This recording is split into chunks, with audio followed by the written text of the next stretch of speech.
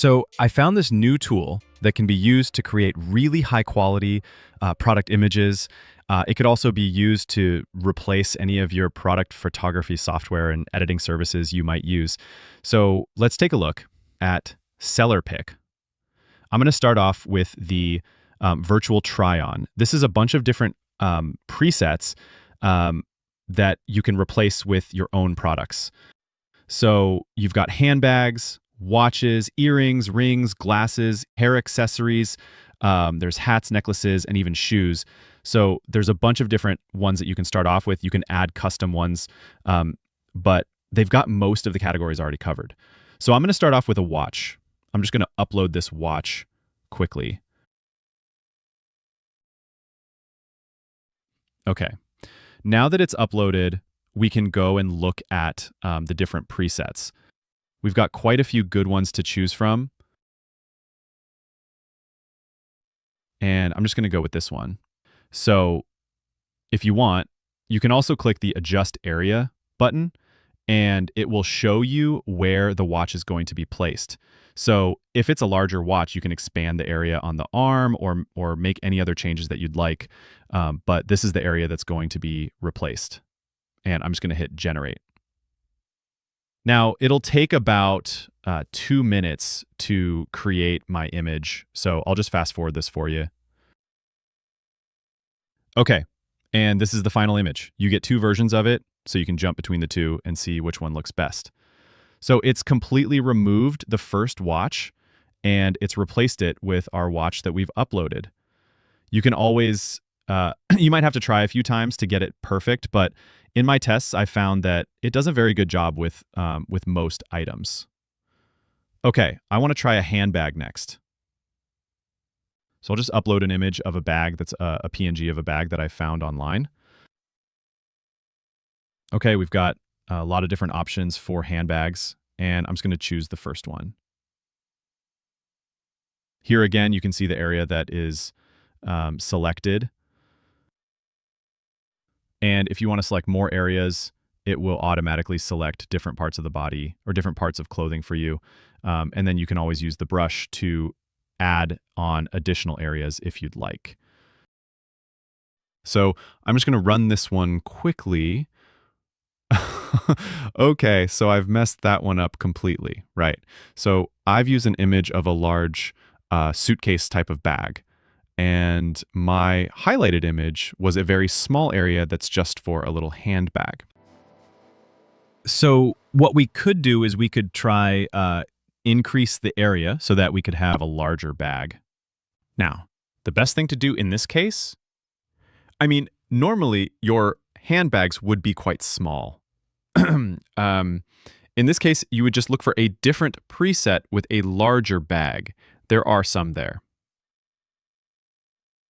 You could also upload a custom model or create a custom model using AI, but I just want to try it this way and see what the results are like. So we let this run, and there we go. Now we've got a larger suitcase, larger bag. I'm not exactly sure how big these bags are in real life, but that's good enough for my tests. Okay. You can see all the different types of bags that we have here. You've got men and women's. You've got in hand, over the shoulder. So you've got a lot of different choices. Okay, next I'm going to try a picture of someone holding a product. So again, I've just downloaded a PNG online, and I will just choose, let's go with this model here, and I'll upload the shampoo bottle. Okay, so now when you have an item, you'll say where you want it placed and how big or small you want it. But of course, remember, it needs to fit into the actual image. It won't go any bigger than that. So I'll just put it over the current image. It'll squeeze it into that space. And there we go. It's made a little bottle there in that space that I left. Obviously, if I had made the selection wider, then the bottle would be bigger as well. Okay. Now I want to try the clothing section. I want to put a t-shirt like a bright yellow t-shirt, onto one of these models. I'm going to upload this PNG I found online. It automatically sees that it is just a shirt, so it'll pull up presets with people with just the shirt highlighted. So first, let's try something with the t-shirt tucked in. So we've got this guy who's wearing a shirt tucked in, and you can see that the selection covers his arms as well, so that if you want to put a long sleeve shirt on, you can.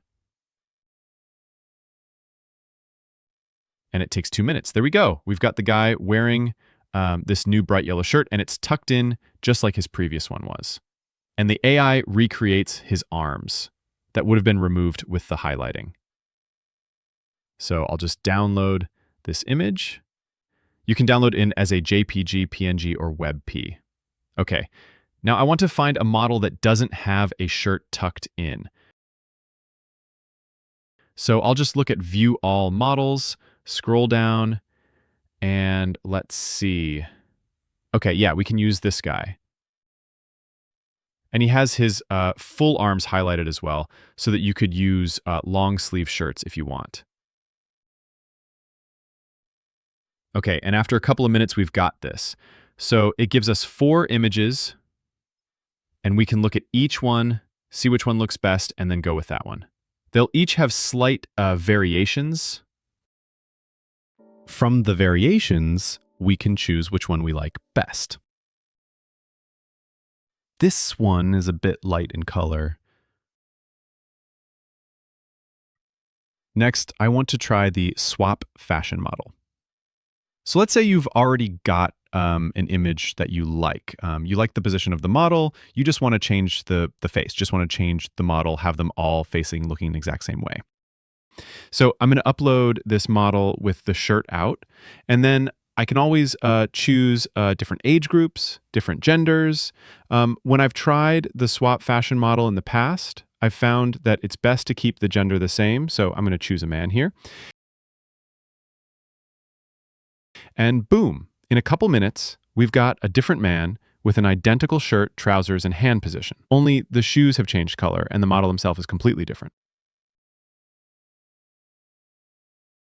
There are a bunch of different tools in the software. So you can replace backgrounds, you can remove backgrounds, you can retouch images, extend images, enhance them, change colors, and also erase things that you don't like.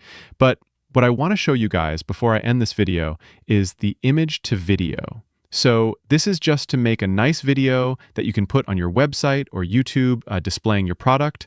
So I'm just going to write something simple here.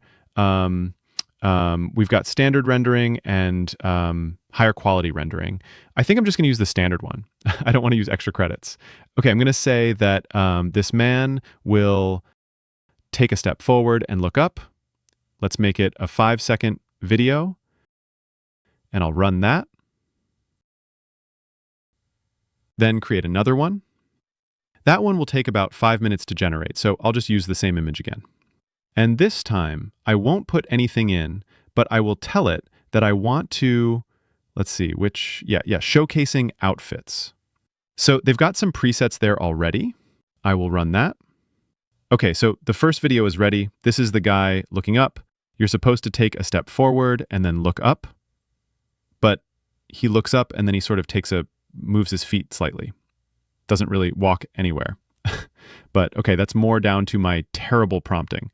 And let's see what the other one looks like. Okay, the other one's showcasing the outfit. This looks a lot better, a lot more natural. Yeah, this is a keeper. If I was selling this product, within a few minutes, I've got a photo of a model wearing the product, and I've got them showcasing it with a video. It would take you about 7 minutes to do both of those. Okay, and there you go. That is Sellerpic. I'll put a link in the description. You can check it out for yourself. Try it out with your product and see how it works for you and your business.